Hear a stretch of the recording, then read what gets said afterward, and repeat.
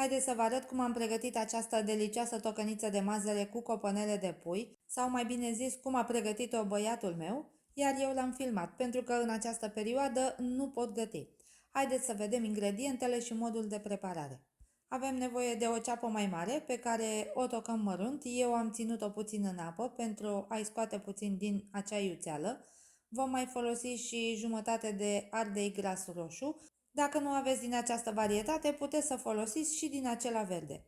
Îl tăiem prima dată în fâșii lungi, după care vom scoate fâșii mai mici și mai subțiri. Vom avea nevoie de asemenea și de un morcov pe care îl tăiem în bucăți mai mici, fie în cubulețe, fie în rondele, fiecare după gust. Mai folosim și 3-4 fire de ceapă verde, aceasta va da un gust foarte bun tocăniței, pe care o tocăm mărunt. Și de asemenea 2 fire de usturoi verde, îl tocăm și pe acesta la fel, iar după ce am terminat legumele de tocat, le vom da deoparte, punem o tigaie sau o cratiță mai mare la foc. Eu am pus o tigaie la început, unde am prăjit coponelele de pui în 2-3 linguri de ulei.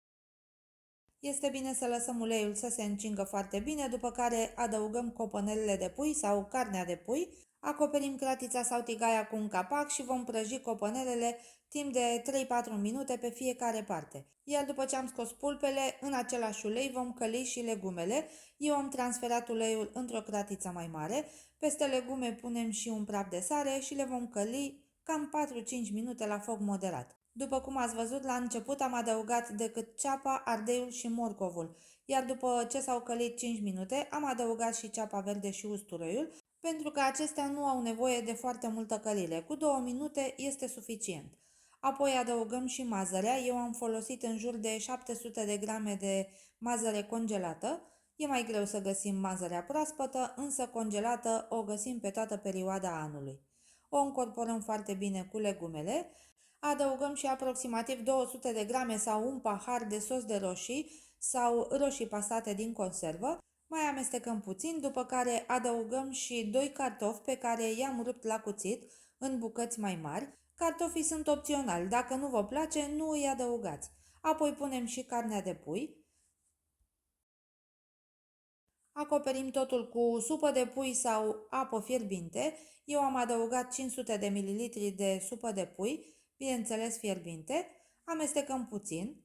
Iar acum putem să punem și condimente după gust, piper măcinat, aproximativ un sfert de linguriță sau cât vă place, o linguriță de boia dulce. De asemenea, am pus și jumătate de linguriță de cimbru uscat și 2 foi de dafin. Nu uitați să rectificați de sare dacă este necesar, eu nu am mai pus pentru că supa de pui deja conținea sare. Acoperim cratița și lăsăm totul să fiarbă 20-25 de minute la foc moderat, timp în care tocăm și pătrunjelul și mărarul. Eu am folosit destul mărar la această tocăniță, pentru că este cel care dă un gust extraordinar de plăcut. Iar la final, după ce am oprit focul, adăugăm verdeața tocată, o încorporăm foarte puțin în tocăniță și punem capacul la cratiță. O lăsăm așa să se infuzeze cel puțin 5 minute, pentru ca verdeața să își lase toată aroma în tocăniță. Vă aștept să-mi spuneți în comentarii cum vi s-a părut această rețetă și din ce localitate a țării sau din afara ei ați urmărit acest videoclip. Nu uitați să îl distribuiți și cu prietenii voștri, pentru că întotdeauna cuiva îi poate fi de folos. Noi vă mulțumim pentru vizionare și vă așteptăm și la videoclipul următor. Numai bine tuturor!